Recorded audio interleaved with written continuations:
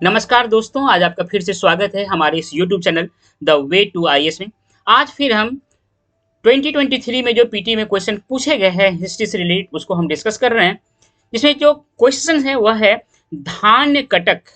ये धान्य कटक है जो महासंघिकों के अधीन एक प्रमुख बौद्ध केंद्र के रूप में समृद्ध हुआ, निम्नलिखित में से किस एक क्षेत्र में अवस्थित था?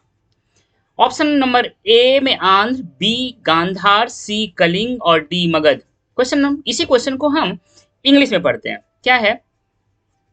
विच one of the following regions was Dhanyakataka which flourished as a prominent Buddhist centre under Mahasanghika located? कहाँ लोकेटेड है? तो आंध्रा, गांधारा, कलिंगा और मगधा। फ्रेंड्स, इसका आंसर देखते हैं क्या है। सबसे पहले हम इसका जो वास्तव में इसका आंसर जो है ये आंध्रा है। ये क्यों है इसको समझते हैं। तो इसमें जो धान्य कटक है इसको धरनी कोट भी बोला जाता है। आल्सो कॉल्ड अमरावती, इसको अमरावती भी बोला जाता है और यह आंध्र प्रदेश में है। यह जो सातवाहना किंगडम था उसका एक दूसरा कैपिटल था। इसका जो पहला कैपिटल था वह जो दूसरा एक और कैपिटल था सातवाहना किंगडम का वह प्रतिष्ठान था। इस मैप में देख रहे हैं ये जो ग्रीन कलर का दिख रहा है ये सातवाहना एम्पायर है। इसमें यह प्रतिष्ठान है जो कि गोदावरी रिवर पर अवस्थित है और यह अमरावती है या धानकटका है या धरनी कोट है, यह कृष्णा रिवर पे अवस्थित है। इस चीज को याद रखिएगा। ये जो सातवाहना रूलर था ये दक्कन का जो एरिया है यहाँ पे रूल किया। ये फर्स्ट सेंचुरी और थर्ड सेंचुरी जो एडी है इसके बीच यह इसका शासन था। इसको चीज को ध्यान में रखने के बाद क्या क्या आपको मैंने बताया कि इसका जो एरिया है जो ग्रीन कलर में दिख रहा है ये पूरा सातवाहना पीरियड का है, सातवाहनिया एम्पायर का है। प्रतिष्ठान है अमरावती है, प्रतिष्ठान गोदावरी नदी पे है, अमरावती कृष्णा नदी के मुहाने पे है। ये जो इस साइड का मैप है इसमें देखिएगा कि इस ऑप्शन में तीन और ऑप्शन दिए हुए हैं। एक ऑप्शन है मगध के बारे में, तो मगध का लोकेशन कहाँ है इसके बारे में जान लिया। फिर एक ऑप्शन है कलिंगा के बारे में। तो एक देखिए ये आपका महानदी रिवर है और ये गोदावरी रिवर है। इन दोनों के बीच का जो एरिया है ये मूलतः बेसिकली कलिंगा का एरिया है।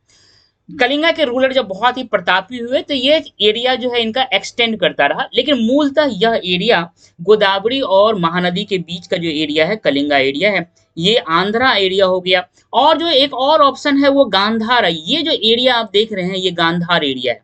क्लियर?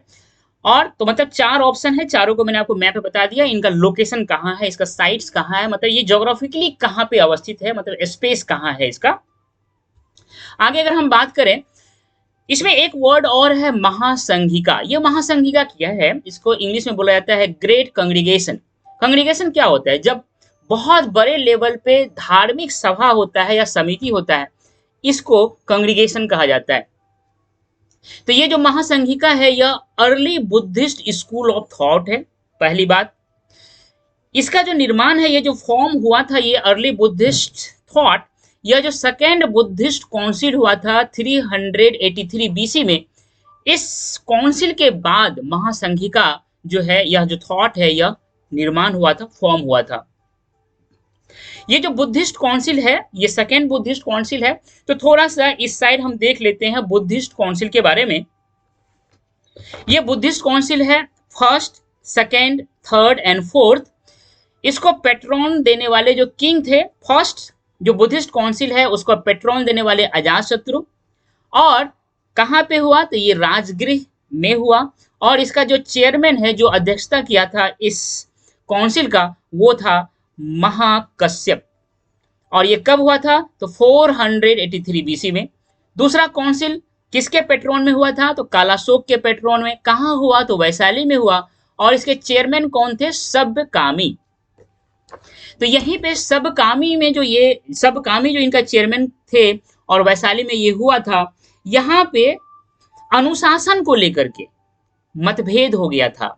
देखिए एक जो गौतम बुद्ध के मरने के बाद उनके जितने भी मॉन्क्स थे उनके आपस में किस तरह से अनुशासित होकर के जीवन को चलाना है उस बात को लेकर के मतभेद हो गया क्या क्या मतभेद हुआ कि यहाँ पे एक ग्रुप और था अस्थिरवादा। इनका डिफरेंसेस था कि जो विनय है, जो नियम है, वह कैसा हो। तो जो अस्थिरवाद थे वो कह रहे थे कि बहुत ही रिगरस, बहुत ही कठोर रूल्स होना चाहिए मॉन्क्स के लिए। लेकिन जो ये महासंघिका थे, इनका कहना था कि इतने कठोर रूल्स नहीं होना चाहिए। इसी बात को लेकर के इन लोगों में मतभेद हुआ और दो धाराएं, दो थॉट प्रोसेस आगे आकर के विकसित हुआ। एक महासंघिका था और दूसरा अस्थविरवादा था। और ये जो महासंघिका था, इन्हीं का बहुत बड़ा सेंटर था कौन सा, धरनीकोट या धान्यकोट या अमरावती। अब बात करते हैं थर्ड काउंसिल का। तो अशोक के समय में हुआ था, पाटलिपुत्र में हुआ था, और मोगलीपुत्तिस जो है इन्होंने इसका चेयरमैन किया था, अध्यक्षता किया था, और यह 250 बीसी 250 बीसी में हुआ था।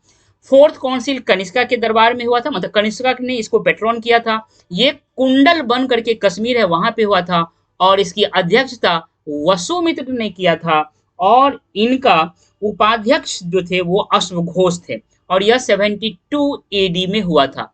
इसको याद रखिएगा, कई बार यहाँ से क्वेश्चन आ गया। इस पिक्चर में आप देख रहे हैं, इसको मैंने दर्शाया है कि जब काउंसिल में मीटिंग होता था तो कैसे ये लोग आपस में बात करते थे। अब बात करते हैं, अब थोड़ा सा और महासंघिका के बारे में जान लेते हैं कि ये जो है पहला है जिसने कि जो बुद्ध है, भगवान बुद्ध है, उसमें देवत्व, डेविनिटी मतलब देवत्व का गुण है, इस बात को प्रतिस्थापित करने वाले महासंघिका थे। भगवान बुद्ध तो खुद ईश्वर में विश्वास नहीं करते थे। जो अस्थिरवादी थे, जो भगवान बुद्ध का टीचिंग था उसमें हार्डकोर रूप से विश्वास करते थे, लेकिन महासंघिका ने भगवान बुद्ध को ही भगवान के रूप में या देवित्व की उसकी अवधारणा के रूप में प्रतिस्थापित करने का कोशिश किया था। साथ ही साथ महासंघिका ही एक ऐसे थे जिन्होंने पहली बार, ये थॉट प्रोसेस ने पहली बार भगवान बुद्ध का एंथ्रोपोमॉर्फिक फॉर्म ऑफ स्टिचरी बनाने की कोशिश किया, मतलब भगवान बुद्ध का मानव के रूप में प्रतिस्थापित करने की कोशिश किया। उनका एक जो मूर्ति बनाने का जो प्रोसेस है, इसी समय से या इसी थॉट प्रोसेस से शुरू हुआ। क्लियर यहाँ तक? तो इस क्वेश्चन में जो दो टर्मोलॉजी है, एक है क्या दंड, एक टर्मोलॉजी ये जो आपका है धान्यकटका, और दूसरा है महासंघिका। इन दोनों को हमने डिस्कस किया। आगे अगर हम देखें तो हमने आपसे कहा था कि अगर एक अटेम्प्ट में आईएएस बनना है तो क्या है टीएसपी, इसको समझना बहुत जरूरी है। बहुत ही सिंपल है, सेंस ऑफ टाइम डेवलप करना है, सेंस ऑफ स्पेस डेवलप करना है। टाइम क्या होता है, आपको हिस्टोरिकल जो डेवलपमेंट हुआ है एक वर्टिकल लाइन में, प्राचीन काल से, मान लीजिए कि हड़प्पा या इंडस वैली सिविलाइजेशन की बात करूं तो यहां से लगभग अभी तक का जो डेवलपमेंट हुआ है, इस वर्टिकल लाइन में जो डेवलपमेंट हुआ है, इसको जब आप टाइम के कंटेक्स्ट में समझने की कोशिश करते हैं कि इसके बाद ये, इसके बाद ये, मतलब एक बार जब हम स्टूडेंट थे जेएनयू में तो हमारे टीचर थे हरवंश मुखिया, उन्होंने हमें पढ़ाया था हिस्ट्री ऑफ टाइम। तो उसमें पहली बार हमको लगा कि ये हिस्ट्री ऑफ टाइम क्या है, लेकिन क्लास करने के बाद समझ में आया जितना हम हिस्ट्री पढ़ते हैं वास्तव में यह टाइम का ही तो हिस्ट्री है। तो इस सेंस ऑफ टाइम को डेवलप करना बहुत जरूरी है, तब आपको हिस्ट्री पढ़ना बहुत ही रोचक हो जाएगा, बहुत ही इंटरेस्टिंग हो जाएगा। And the second is the sense of space. Sense of space का मतलब होता है पूरे पृथ्वी पे जहां जहां जगह है, जहां जहां साइट है, जहां जहां एम्पायर या जहां जहां इकोनॉमिक सिचुएशंस बने हैं, जहां की कल्चरल डेवलपमेंट हुआ है, इन सारे चीजों को, जो सोसाइटी का डेवलपमेंट हुआ है, जो इकोनॉमिक डेवलपमेंट हुआ है, जो पॉलिटिकल डेवलपमेंट हुआ है, और जो कल्चरल डेवलपमेंट हुआ है, इन सब का डेवलपमेंट कहीं न कहीं इसी धरती, इसी स्पेस पे हुआ है। तो उनको लेकर के एक आपका माइंड में मैप होना कि ये यहाँ पे हुआ है, इसको हम सेंस ऑफ स्पेस बोलते हैं। टाइम एंड स्पेस के कंटेक्स्ट में जब हिस्ट्री पढ़ेंगे तो बहुत ही रोचक हो जाएगा।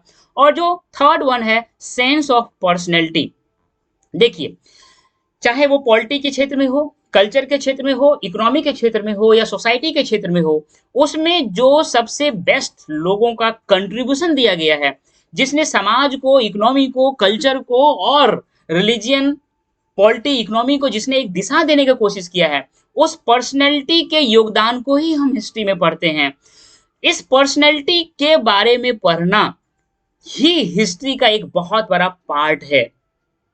तो अगर आप टीएसपी के कंसेप्ट में पढ़ेंगे हिस्ट्री को, टाइम, स्पेस एंड पर्सनैलिटी, तो ये बहुत ही इंटरेस्टिंग हो जाएगा। पर्सनैलिटी को और अच्छी तरह से समझने के लिए अगर आप अपने यूपीएससी के इंटरव्यू का सिलेबस पे जाएं, तो यहाँ पे जो पर्सनैलिटी का टेस्ट होता है तो क्या क्या कहता है कि हमारे जो कैंडिडेट होना चाहिए उसका मेंटल कैलिबर ऑफ कैंडिडेट का यहाँ पे जजमेंट होता है। साथ ही साथ कहता है उसमें इंटेलेक्चुअल क्वालिटीज होना चाहिए, सोशल ट्रेड्स होना चाहिए, करंट अफेयर्स के प्रति उसका इंटरेस्ट होना चाहिए।